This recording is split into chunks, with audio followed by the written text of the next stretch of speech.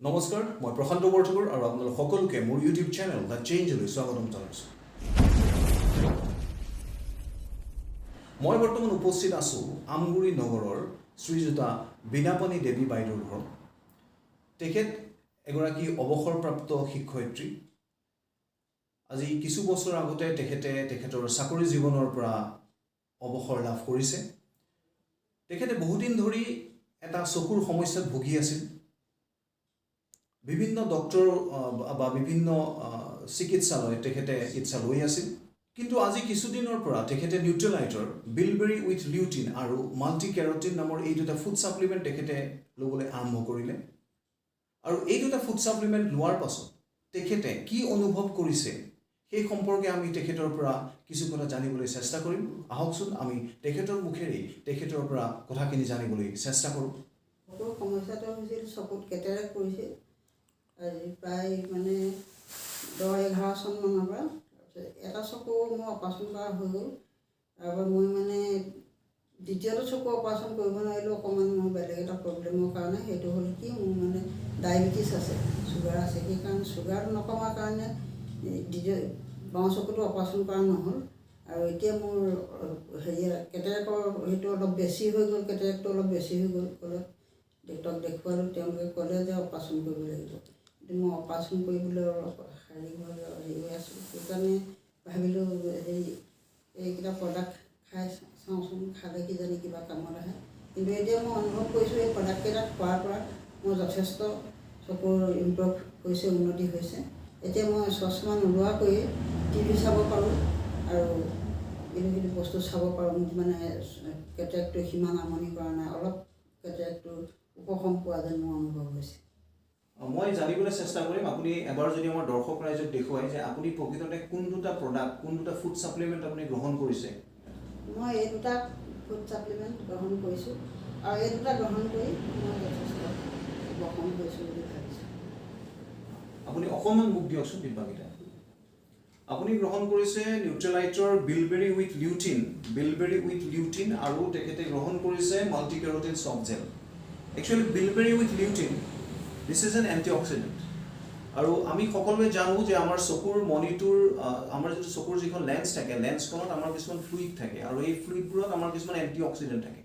আৰু এই এণ্টি-অক্সিডেণ্টবিলাকে আমাৰ বাহিৰৰ পৰা অহা যিবিলাক অপশক্তি বুলি মই কৈছোঁ, ধৰক সূৰ্যৰ আল্ট্ৰাভায়োলেট ৰে, মোবাইল বা টিভি বা কম্পিউটাৰ ব্লু ৰে বা ডাষ্ট পলিউশ্যন ইত্যাদি আমাৰ চকুটোক এনি টাইম আমাক আক্ৰমণ কৰি থাকে। আৰু লেন্সখনৰ যিবোৰ ফ্লুইড থাকে, যিবিলাক এণ্টি-অক্সিডেণ্ট থাকে, ভিটামিন চি হ'ব পাৰে, ভিটামিন ইউ হ'ব পাৰে, সেই এণ্টি-অক্সিডেণ্টবিলাকে আমাৰ বাহিৰৰ পৰা অহা সেই যিবিলাক অপকাৰী শক্তি সেইবিলাকক প্ৰটেকশ্যন দিব পাৰে। কিন্তু কেতিয়াবা বয়স বঢ়াৰ লগে লগে বা খাদ্যত এণ্টি-অক্সিডেণ্টযুক্ত খাদ্যৰ অভাৱৰ বাবে কেতিয়াবা আমাৰ চকুত এণ্টি-অক্সিডেণ্টৰ লেন্সত সেই এণ্টি-অক্সিডেণ্টৰ পৰিমাণ কমি যায়। আৰু কমি যায় কাৰণে সূৰ্যৰ আল্ট্ৰাভায়োলেট ৰে, মোবাইল বা টিভি বা কম্পিউটাৰ ব্লু ৰে বা ডাষ্ট পলিউশ্যন এইবিলাকৰ পৰা যিবিলাক অপকাৰ হৈ থাকে সেইবিলাক প্ৰতিৰোধ কৰিব পৰা ক্ষমতাটো সেই চকুটোৰ নোহোৱা হৈ পৰে। আৰু এজ এ ৰিজাল্ট প্ৰথমতে চকুটোত কেটাৰেক্ট পৰে। আৰু মই যিখিনি কথা আপোনালোকৰ আগত প্ৰকাশ কৰিছোঁ এই কথাখিনি মই বিভিন্ন জাৰ্নেল বা বিভিন্ন কিতাপ পত্ৰ আৰু এজ এ চাৰ্টিফাইড নিউট্ৰিচনিষ্ট মই যিখিনি শিকিছোঁ আৰু মানুহৰ লগত সমাজৰ বিভিন্ন মানুহৰ লগত এই সম্পৰ্কে মোৰ যি অভিজ্ঞতা, সেই অভিজ্ঞতাখিনিৰ ওপৰত ভিত্তি কৰি মই এই কথাখিনি আপোনালোকৰ ওচৰলৈ লৈ আহিছোঁ। আৰু আপোনালোকৰ নিশ্চয় বহুতৰ হয়তো মনত থাকিব যে সৰুতে আমাক মা দেউতা বা আমাক শিক্ষকে আমাক এটা কথাই কৈছিল যে আমি গাজৰ খাব লাগে, অমিতা খাব লাগে আৰু এইবোৰ খালে আমাৰ চকুৰ কাৰণে ভাল। যদি গাজৰটো ফালি দিয়া হয় তেতিয়াহ'লে গাজৰটোৰ ভিতৰত কিছুমান হালধীয়া অংশ দেখা পোৱা যায়। যদি পকা অমিতা এটা যদি ফালি দিয়া হয় তেতিয়াহ'লে তাতো আমি এটা হালধীয়া অংশ দেখা পাওঁ।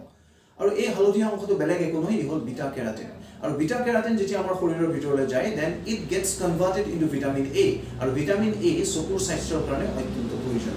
গতিকে এণ্টি-অক্সিডেণ্টৰ লগতে ভিটামিন এ আমাৰ চকুৰ এটা সুন্দৰ স্বাস্থ্য বৰ্তাই ৰখাত আমাক সহায় কৰিব পাৰে। আৰু এই ভিডিঅ'টো আমি আপোনালোকৰ সন্মুখলৈ লৈ অহাৰ এটাই উদ্দেশ্য, সমাজত হয়তো এনে বহুত মানুহ আছে যি কেটাৰেক্ট বা অন্যান্য ধৰণৰ চকুৰ বিভিন্ন সমস্যাত ভুগি আছে। আৰু এইবিলাক কোনো দৰৱ নহয়, মই মেডিচিন বুলি আপোনালোকক ক'ব খোজা নাই। খাদ্যৰ পৰা যিহেতু আমি প্ৰপাৰ এমাউণ্টত হয়তো এণ্টি-অক্সিডেণ্ট নহ'লে ভিটামিন এ নাপাওঁ, যিটোৰ কাৰণে আমাৰ চকুৰ লগত অন্যান্য সমস্যা আমি ডেফিচিয়েণ্টলি ভুগি বিভিন্ন সমস্যাত আমি ভুগোঁ। গতিকে এই ফুড ছাপ্লিমেণ্টবিলাক গ্ৰহণ কৰিলে আপোনালোকৰ চকুৰ স্বাস্থ্যটো সুন্দৰ সুন্দৰভাৱে বৰ্তাই ৰখাত সহায় হ'ব পাৰে বুলি এজন এই ক্ষেত্ৰত অভিজ্ঞতা লাভ কৰা এগৰাকী ব্যক্তিৰ কথাৰে আপোনালোকৰ সন্মুখত এই গোটেই বিষয়বস্তু দাঙি ধৰিলোঁ যদি আপোনালোকে বিচাৰে তেন্তে আপোনালোকে এই ধৰণৰ উন্নত মানদণ্ডৰ Nutrilite is a very reputed brand that has been in the world for the last 84 years.